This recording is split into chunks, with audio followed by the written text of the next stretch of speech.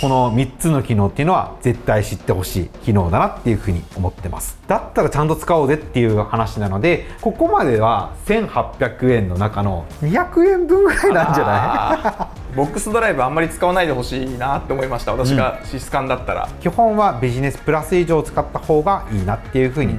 思ってます。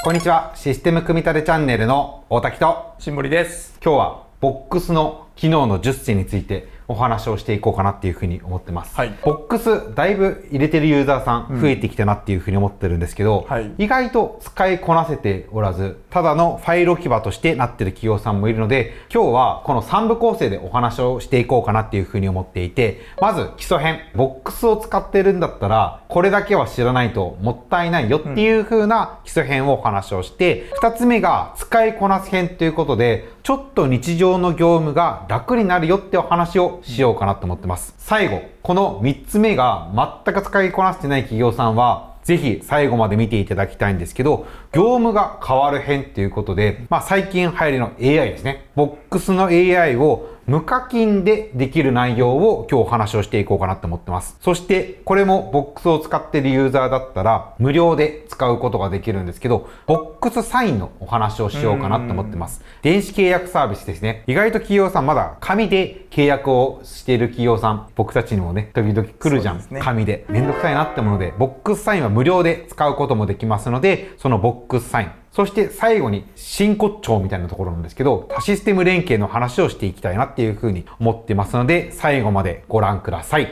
では早速本編に入っていきたいんですけど、今回はボックスの10機能の話をしていくんですけど、この10機能ってどれぐらいだろう。多分ね、ボックスの100分の1、1000分の1ぐらいしか機能をお伝えすることはできないんですけど、この10個を知っておくことで、だいぶボックスを使った気持ちになると思います。なので、月額1800円とか3000円のユーザーさんがメインターゲットにはなるんですけど、そのライセンスをしっかり使いこなすっていう観点で、この3つを意識して言っていただきたいなっていうふうに思ってます。まず1つ目。ボックスはファイル置き場のためだけのツールではない。ただ置くところではないですよと、置いた上でいろんな使い方をしましょうねっていうことですかね。月額1800円か3000円がユーザー数分かかってるんですけど、それのためにファイルサーバーとして使ってるのはめちゃくちゃもったいないので、この機能の10選っていうところで100分の1、1000分の1ぐらいしか今日はお伝えすることはできないんですけど、ランニング表からっていうのであれば、しっかりとこの10個だけは押さえてもらいたいなっていうふうに思ってます。で、2つ目。機能を10個知ることがゴールではない。これ大事ですね。この機能を知ったとてどう使うんだっていう観点ですかね。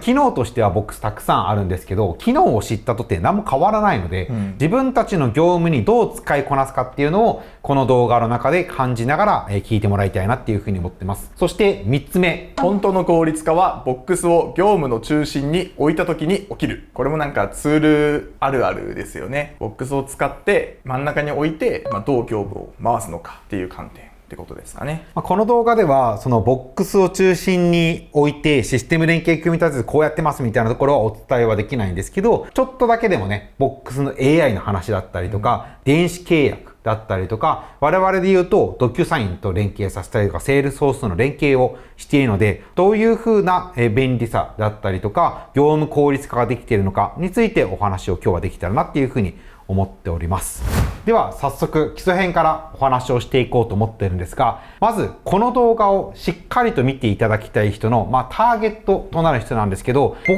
クスは導入済みな企業さんだろうなっていうふうに思ってまして、ただ正直ファイル置き場にしかなっていない企業さんっていうのは最後まで見ていただけたらなっていうふうに思ってます。もう一パターン、この動画を見ていただきたい方がいるんですけど、ボックスを入れたいけども購入した後の不安は持ってる、いろいろと相談をしたいっていうのを、探している方っていうのは最後まで見てもらいたいなっていうふうに思ってまして、なんでこの最後の買った後も相談できるっていうのをお伝えしてるかっていうと、問い合わせね、意外とそういう人多いんですよ。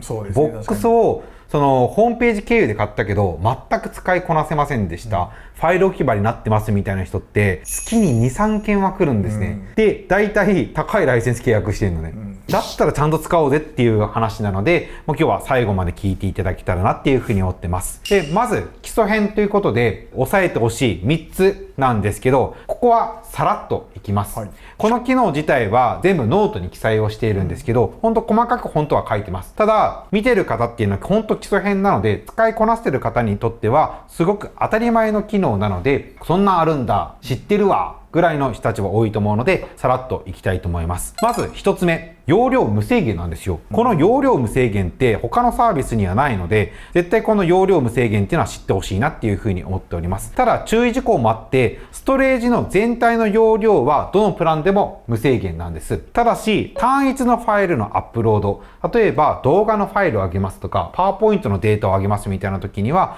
ビジネスプランだったら 5GB まで、ビジネスプラスだったら 15GB まで、エンタープライズは 50GB、エンタープライズプラスだったら 150GB であるので、そういう風な制限があるっていうことはお忘れなきように。っていうことなので、自分たちが使うファイルが、アップロードするファイルがどれぐらいかっていうのをしっかり押さえた上で、プランは選んでもらいたいなっていうふうに思ってます。続いて2つ目、7つの権限設定とグループ管理っていうふうにあります。これは権限管理を気合じゃなくて仕組みで回してねっていうふうな意味合いなんですけど、どういうふうな使い方をするかっていうと、人が例えば入社しました。もしくはチームが移動しましたっていう時には見えるべきファイルって変わるべきなんですよね。例えば経営企画部にいました。経理に変わりましたって言ったら経営企画部として見るべき資料と経理として見るフォルダは違ってくるので、その設定は実はグループ管理ですぐサクッとすることができるんですよね。なのでこのグループは部署とかプロジェクトとか役職によってグルーピングをしてもらいたいなと思ってて、例えばそのグループごとに見れるフォルダーの権限を変えることができるので、グループを作って権限を設定していくっていう風な考え方です。で、冒頭でお伝えしたように、例えば営業企画から経理に変わりましたっていう時には、所属しているグループを変えるだけでいいんですよね。なので、権限設定をたくさんしなくてもいいし、部署移動がたくさんあるような企業さんっていうのは、グループ機能を使ってほしいなと思ってます。じゃあ、グループの中に設定できる権限管理なんですけど、もちろんフォルダー単位でできます。ただし、他のツールと違って、ボックスの特徴は、この7つの権限設定がすごく変わるんですよね。なので、ファイル単位でこの権限を7通りあるので、しっかりとこの7つの権限設定を意識をしてほしいなと思ってて、例えば4つ目のプレビューアップローダーであれば、アップロードすることはできる。ただし、ダウンロードすることはできない。あとはリンクの取得もできません。っていうこともできるので、例えば、経理の方が役割としては、請求書をダウンロードすることはさせたくないです。例えば、チームメンバーに。ただ、アップロードはできるよ、みたいなところがあれば、そのメンバーに付与すべきなのは、プレビューアップローダーなんですよね。あとは、例えば、派遣さんがいて、出勤簿をアップロードしてね、みたいなところとか、何か提出しなくちゃいけない書類がある、みたいな時には、先ほどお伝えしたようなプレビューアップローダーの権限っていいと思うんですよね。なので、リンクの取得はできないし、ファイルの編集もできないし、削減することもできない。ただし、アップロードだけさせたい。逆に言うと、もっと強い権限をつけるんだったら、もうアップローダーの権限しか渡すことをしないみたいなこともできるかなっていうふうに思ってるので、しっかりとこのグループの設定と7つの権限設定を組み合わせてやってほしいなと思ってます。ちょっと具体の話をすると、社内の共有フォルダがあって、営業部、経理部、情報システム部みたいなところがあれば、役員のグループを作るとか、働き方改革プロジェクトグループには、この営業部と経理部のとあるメンバーが所属するみたいに、部署をまたがってすることもできるし、役職ごとにグループを区切ることもできるので、しっかりその設定をしていきましょうっていう風なところです。あと、意外と知られていないんですけど、ボックスには3つのフォルダーの色があるんですけど、意識してますか、しんぼりさん。意識したことはないですけど、なんか安心はしてますね。なるほど。黄色だったから、これはお客さんに公開してない自分だけのものだみたいな安心はしてますね。まさにそうなんですけど、この薄茶色っていうんですかね、Windows でよく見るような色合いのフォルダーは、本当おっしゃる通り個人フォルダーなんですね。自分にしか見えていない。ただ、青は社内のコラボフォルダー。社内での共有かかっているので、誰かしら社内の誰かの他人が見てるよっていうのは意識してもらいたい。で、最後、灰色なんですけど、これは他の組織のボックスから共有かかったフォルダっていう風な意味合いなので、そこに重要なフォルダアップロードしても他社さんの環境だよっていうところを意識してもらいたいなっていう風に思ってます。では、最後、基礎編の3つ目なんですけど、ファイルの共有なんですけど、ファイルの共有っていうと、どういう風なイメージありますか？て貼って、送付みたいな。お客さんに物を送る時のファイルの共有っていう意味合いですよね。はい、受け取るときはどうされるんですか？受け取るときは、送られてくるのでダウンロードしてパスワード入れて ZIP 解凍してみたいな。よくやりがちですよね。じゃあまずファイルを自分から相手方に送るときなんですけど、例えば見積書を送りたいですっていうときには、よくやってると思うけど、共有リンクをオンにすれば、このリンクを知っている人だったら実は誰でもダウンロードすることができるんですね。もしくは表示するだけ、参照するっていう風な権限も、渡すことができるので、メールを送るときに添付ファイルではなく、この共有リンクを送るだけで相手方は資料をダウンロードしたり閲覧することができます。ただしパスワード付きリンクも設定することができるので、お客さんがしっかりとパスワードを使ってダウンロードした方がよりセキュアだなって思っている企業さんにはこういう風な機能を使ってもらいたいなと思ってまして、先ほどと同じようにリンクを開きます。で、ここのリンクの設定のボタンをポチって押すと、パスワードは変更できるようになるんですよね。なのでここにパスワードを、もちろん12345とかパスワードとかダメなんですけど、何かお客さんと共通のキーワードを決めてしまって、このパスワードを設定をして先ほどと同じように URL をお客さんに送って、お客さんがクリックしたらパスワードを聞かれるので、そういう風な送り方もできます。あともう一つ、見積書とか送るときによくやりたいなって思うと思うんですけど、いついつまでにダウンロードの権限はお渡ししますよとか、例えば今月末までだったらダウンロードできるけど、とある月から以降はダウンロードさせたくないみたいなこともできるので、リンクの有効期限を作ることもできます。これ間違えた時に削除したくなることありません？間違えて見積書、それって気づいた時に削除すればいいと思うんですけど、お客さん自身が送った相手方ですね、ダウンロードしたかどうかみたいな履歴をメールで通知することもできるんですよ。なので例えばダウンロードした、アップロードした、コメントしたみたいなところに通知を送った本人に送るとか、管理者に送ることもできるので、もし設定していなければぜひこういうことを設定しておくと、この人間違いで共有しているよとかっていうのが分かるようになります。ここまではどちらかというと自分たちからお客さん側に資料を送るだったんですけど、もらう側もちょっとボックスの機能あるので、もし使ってなかったら使ってほしいんですけど、例えば履歴書をいただく、入社前の社員から資料を回収するって人事の方だったらよくあると思うんですけど、人事部のフォルダーの下に山田太郎さんっていうフォルダーを作ってしまって、ファイルリクエストのリンクを作ります。そして山田さんにこの URL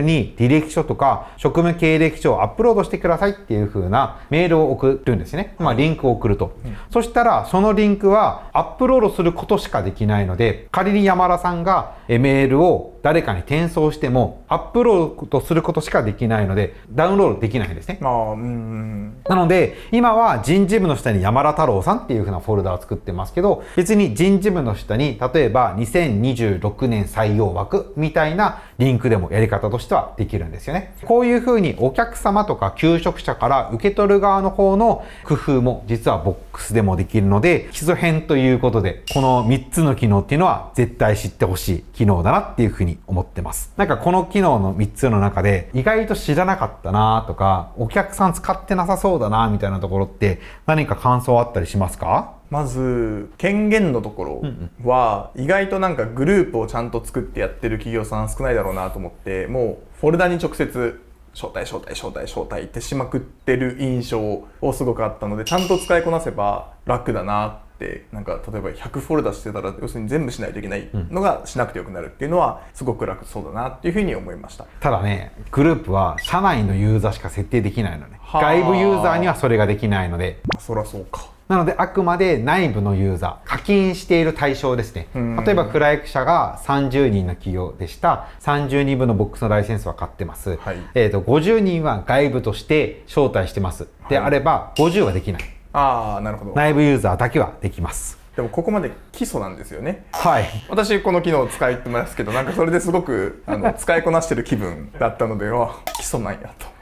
ここから先が楽しみな次第でございます。ここまでは1800円の中の200円分ぐらいなんじゃないもったいないですね。なのでまだまだ使いこなせる機能はあるので、ここからは2つ目、使いこなせ編です。毎日の使い勝手を変える4つっていうことで、4つ機能をお話をしていこうかなと思ってます。多分シンボリさんよく使ってる機能だと思うので、見新しいのはないかもしれないんですけど、もし使えてなかったらここでなんかスクワットでも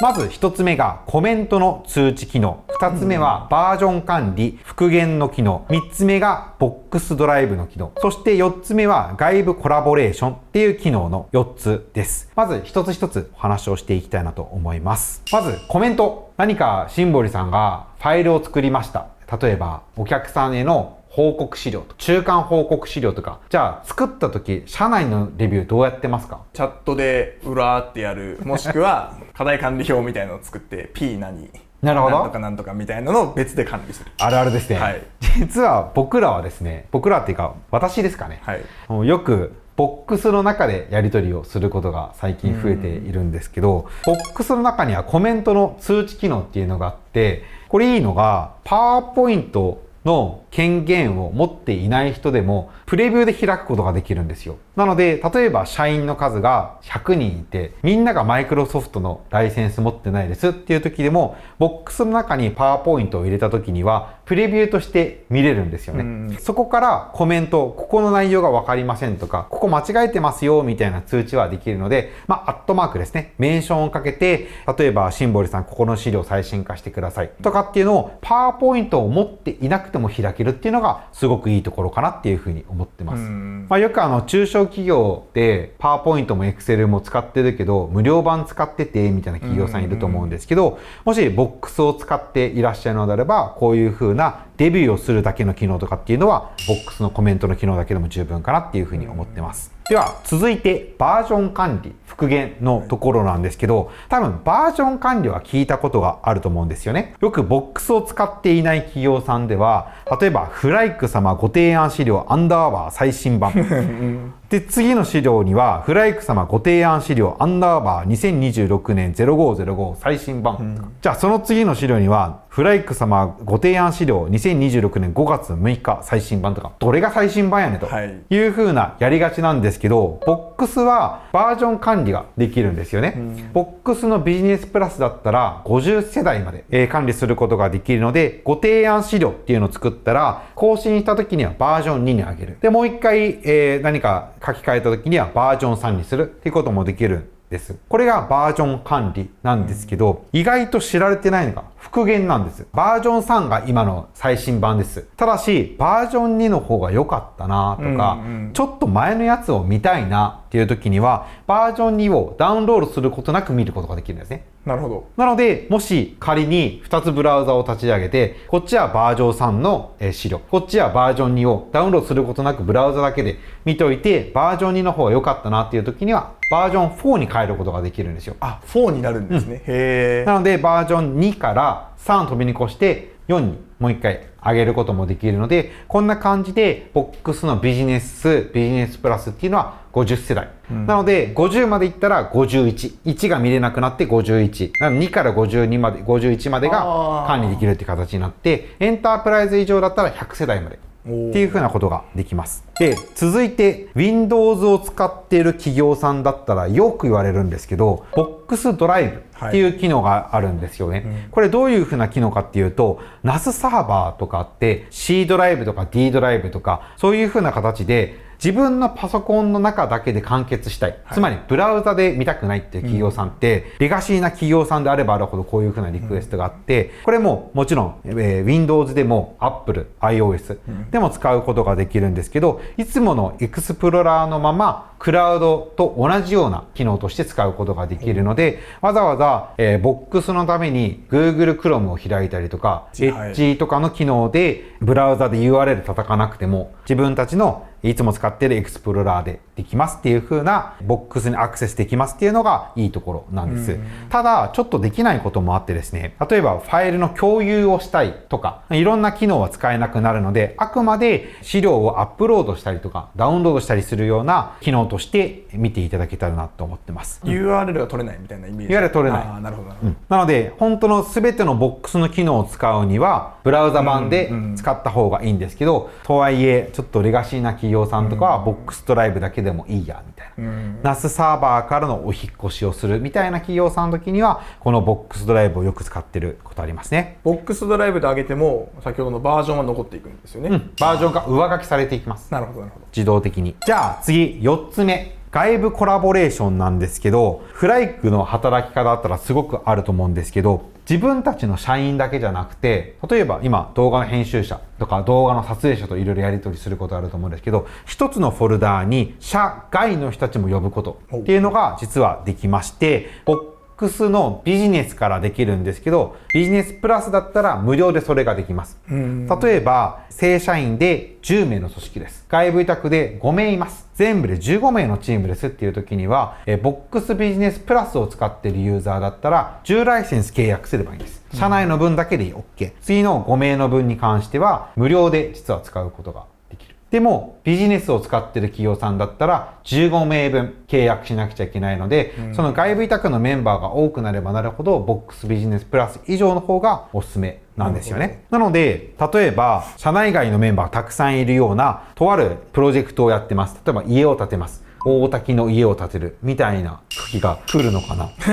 大滝がマンションなんだけど、もし一軒を建てるってなったら工程表の管理で施工元、あとは下請け、設計者で主任の技術者とかいろんな人がいると思うんですけど、その人たちに対して先ほどお伝えした7つの権限設定をしっかり管理することができるので、例えば主任技術者は編集者だけど、その下にいるわかんないけどなんとかっていう人にはアップロードするしかできないとかっていう風な機能もできるし、無料でボックスのアカウントを作ることができるので結構便利に使うことできるかなと思ってます。それがボックスのビジネスプラス以上だったら無料で使うことができるので、その外部委託の人たちが多いような企業体の人たちはボックスビジネスプラス以上を使うことが多いのかなと思います。ここまでがボックスを毎日の使い勝手を変える4つっていうことでお話をしてきましたが、使いこなせてそうでした？はい、スクワットしなくてよかったのでよかったです。でもなんか聞いてて思ったのはやっぱりボックスドライブあんまり使わないでほしいなって思いました。私がシスカンだったら、これを使うことによって、そこは便利かもしれないですけど、コメント機能とかもなんか使えないってことですよね。なのでこうフルでやっぱり活かしていくためにはブラウザで使うべきなんだろうなっていうのを聞いてて思いました。どちらかというと年配の方が多い企業さんの場合にはボックスドライブっていうのは必須になるかなと思ってて、ベンチャー企業でこれ使ってるのあんまり聞かないですね。まあ確かにそうですよね。Windows を使ってる企業さんとかはよくあったりとか、ファイルのアップロードを頻繁にするみたいな企業さんはもちろんあるんですけど、なんか我々のようにホワイトカラーの企業でパソコンで仕事するみたいなのがすごく多い企業は Google Chrome とかすごく当たり前に使っているのでボックスドライブ使うことはないけど、工場系とかね確かにはよくそのような使い方をしているかなとは思います。じゃあ最後、業務が変わる。ここはすごく聞いてほしいポイントなんですけど、結論言うと伝えたいことは3つあります。ボックスの AI 使われてます？あんまり使わないですね。もったいな。ボックスサイン使ったことあります？ボックスサインはなんか研究開発でちらっとやった時に使いましたね。で最後、多システム連携のこの3つについてお話をしていきたいなと思います。どれがいいですか？ AI からじゃあ OK です、意外とねこのボックスの AI って使っていない企業さん多いなと思ってて、実はビジネス以上で使えるんです。無料で。ってことは全員使えるってことですよね。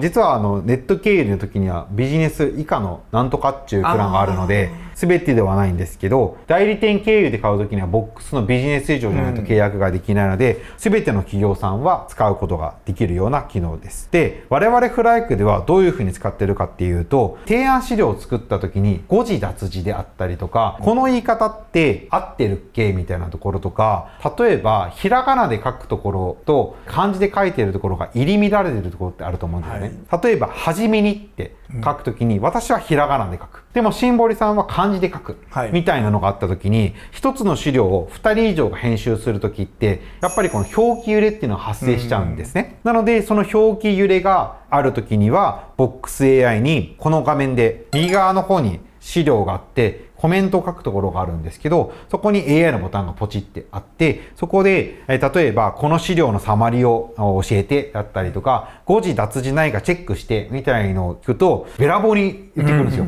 ただ、全てが正しいわけではない。どの AI でも同じなんですけど、よく画像で貼ってるものはミスっちゃう。ただ文字として書いてあるのは結構綺麗に言ってくれるので、要約をしてとか、それこそ社内の実験でもやったことがあるんですけど、就業規則の中に書いてあるようなことを、例えば年休取るときにはどういうふうな申請したらいいんだっけとか、あとは休職したいんだけどどうしたらどういうふうな手続き取ったらいいみたいな、就業規則に書いてあることを BoxAI の中で聞くっていうふうな使い方もできるので、ぜひやってない企業さんはやってほしいなと思います。使ったことあります？はい。どういうふうな使い方しました？やっぱり提案資料とかは校閲っていうんです、指定とかはよくやってますね。ただ就業規則とかは確かにいいなと、なんかチェックの観点で使うことはありますけど、なんか教えてみたいなのはあんまり使ったことなかったのでありだなと思いました。実は BoxHubs っていう機能があって、これはもう有料になってしまうんですけど、BoxHubs でできることとしては、いろんな資料の中のを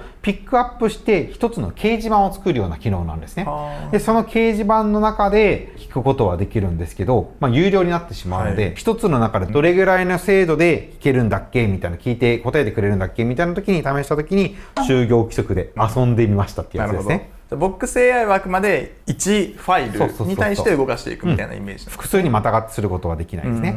あと私がやってることとしては、分かりづらい表現ないかなっていうのは結構やっていて、例えば私の資料ではヒアリングって書くんですけど、他の資料から持ってきた時とかってヒアリングになってたりするので、いろんな資料から持ってきてマージしてる時にはちょっと分かりづらい表現が入ってしまったりとか、あとはお客さんの用語なのかフライクの用語なのかをちょっと分かりづらい。例えば招待するのことをインバイトするって言ったりするじゃないですか。でもお客さんは日本語で招待するっていうのをよく使うんだったら分かりづらいですよっていうのを表記入れとかをしてくれたりするので、いろんな資料で持ってきた時にはこの機能を私はよく使ってますね。じゃあ続いてBoxサインなんですけど、実は我々はあまり使っていないんですけど、なんでここであえてご紹介をしてるかっていうと、無料なんですね。なので使わないともったいない。例えば利用シーンとしては業務委託の契約とか、あとは人が入社するタイミング、求職者が社員として迎えるタイミングとかっていうのは使えるかなと思ってて、なおかついいのはその中にフローもまた組めることができるんですよね。なので締結したファイルはこっち側に持っていきたいみたいな、ボックスのフォルダーを移行したいみたいなこともできるので、もしクラウドサインとかドキュサインを使っていない企業さんで初めての電子契約サービスを使いたいみたいな企業さんは使ってみるのはありかなって思ってます。ただちょっと UI が使いづらい、専用のソフトではないので使いづらさはあるんですけど、無料で使えるし、まず試しに使ってみるっていう観点で言うといいなと思います。あとはドキュサインとかクラウドサインは1通あたりいくらっていう重量課金制じゃないですか。ボックスは課金もないので、社内の中でなんか会談したいですとか、なんかお遊びがてら使ってみるんだったら無料で使えるしありかなとは思います。これってなんかそのドキュサインとかクラウドサインみたいなその有名どころってなんか法的にこう根拠がありますよみたいなって歌ってるじゃないですか。それも担保できるんですか？どうだろうね。そこはやっぱり分かんないって感じなんですね。ボックスさんは使ってるのは私見たことありますけど、前までドキュサイン使ってましたからね、彼ら。じゃああるんでしょうね。でもなんかこういう風に手書きで書くこともできるので、機能としてはある。無料で使えるのでぜひっていう感じですね。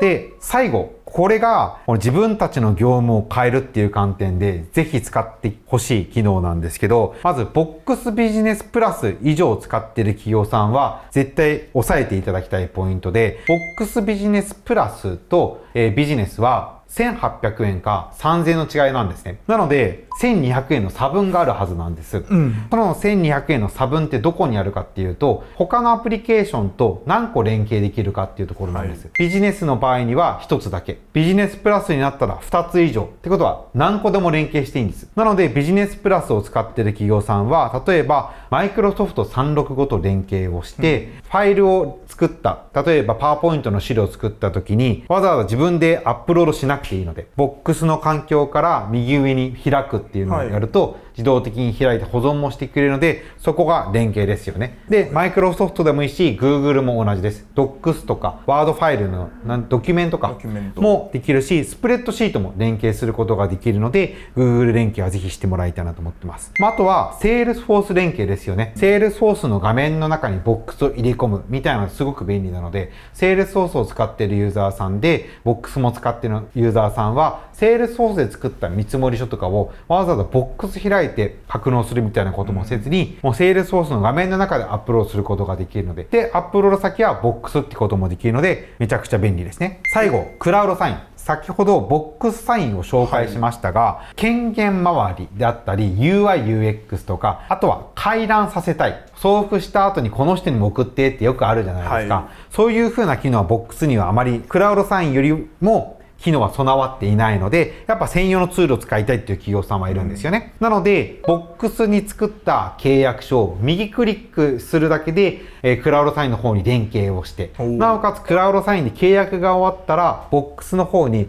クラウドサインルっていうファイルを作ってくれるので、契約前のファイル、契約後のファイルっていうのをついで管理することもできるようになるので、そういう風な多システム連携っていうのは、ぜひ使ってもらいたいなと思ってます。なんかこの機能で使っていない企業さんがいるとしたら、何の機能を一番進めたいですか？でもなんかクラウドサインとかは便利ですよね。ダウンロードしてクラウドサインに上げて締結終わったらまたダウンロードして上げ直すみたいなの結構手間なので使ってほしいなと思いますし、右上の編集のところからスプレッドシート形式で開くとかっていうのも私結構使うので、すごく便利だなと思います。意外と知らない人いません？ Google と Box の連携とか。便利ですけどね。便利ですね。ちなみにビジネスだったら1個だけ。ビジネスだったら1個だけ。ってことは、スプレッドシートでも開きたいし、マイクロソフトオンラインでも開きたいってなっちゃったらもうアウト。ああ、うまくやってますね、ボックスさん。なので、ビジネスプラス以上でやる方がいいし、先ほどお伝えしたように、外部のユーザーを呼ぶときには無料で招待もすることができるので、基本はビジネスプラス以上を使った方がいいなっていうふうに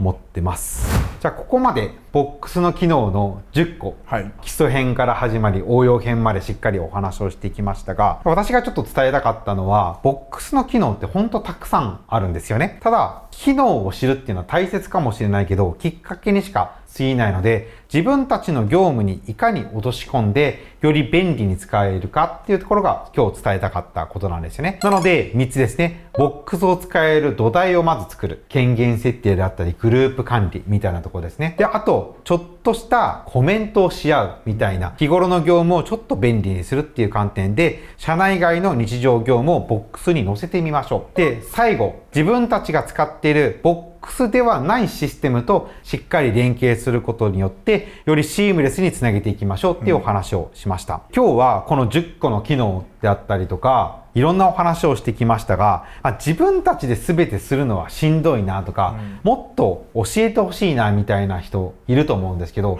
そういう人たちがアクションするにはどうしたらいいんですか？この動画の概要欄に URL が貼ってあります。なのでそこからポチって押していただくと弊社のホームページの中に飛んでくるので、そこからぜひ60分無償相談会の日程調整ができるので、ぜひ日程調整していただいて実際にお話ができればなと思っております。初めからね、相談会ってハードルも高いと思うので、今日の動画の内容をより詳しく知りたいっていう方は、私が汗と涙と血かな血まではやってないけど2万文字ぐらいで、今日ご紹介した内容以外にもしっかりと詳しい機能も載せているので、ノートを作っておりますので、ぜひ概要欄にそちらも貼っておきますので見てください。では今日の動画はここまでです。ここまでお聞きいただきましてありがとうございました。最後まで本当見ていただきましてありがとうございます。では最後まで、見てくださった方、いいねボタンと、チャンネル登録、そしてわからないことであったりとか、追加で聞いてみたいこととか、こういう風な使い方したいんだけどできるっけみたいなこと、お気軽にコメント欄に記載をお待ちしております。私かシンボリー、もしくは違うメンバーもね、返信をさせていただきますので、ぜひお忘れなきよう3つのアクションよろしくお願いします。では次の動画アップまでお楽しみに。